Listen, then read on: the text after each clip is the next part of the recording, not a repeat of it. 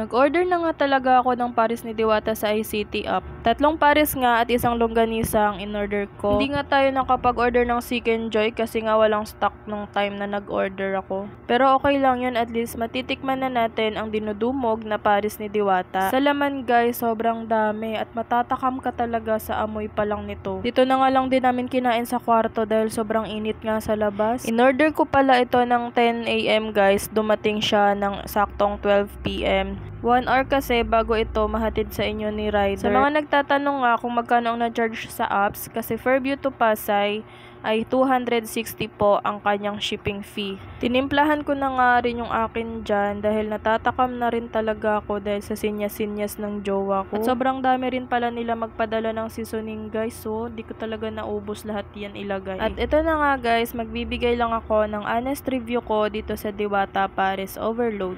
Okay, first bite. So para sa akin, masarap naman yung pares ni Diwata. Andun yung amoy ng celery, nalalasahan din sa sabaw. At nung hindi ko pa natimplahan guys, ay medyo matabang para sa mga matataas na panlasa. So kailangan nyo talaga siyang timplahan para makuha nyo yung lasa na gusto nyo. And then sa laman, masarap siya, madami. Hindi mo mauubos to pag hindi ka gutom. Medyo nabidlian lang ako guys doon sa parang chicharon bulaklak ba yun. Masarap siya guys, 10 out of 10. Pero nung naubos ko na yung laman, nakaramdam ako ng umay. Mapapaulit ka talaga dito kay Diwata Pares. Pero kung uulit man ako, siguro mga after 3 weeks muna kasi hindi rin siya maganda sa health guys. Pero yung longganisa ni Diwata guys, grabe, sobrang sarap.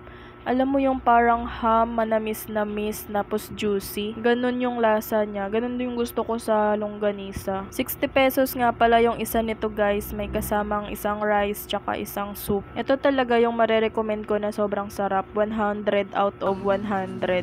Malambot. Juicy din siya guys. Sarap.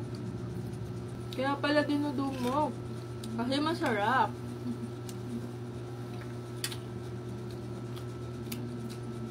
Ganito yung gusto ko sa longganisa, matamis. Para siyang ham.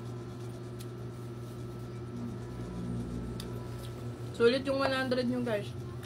Busog-lusog ka na.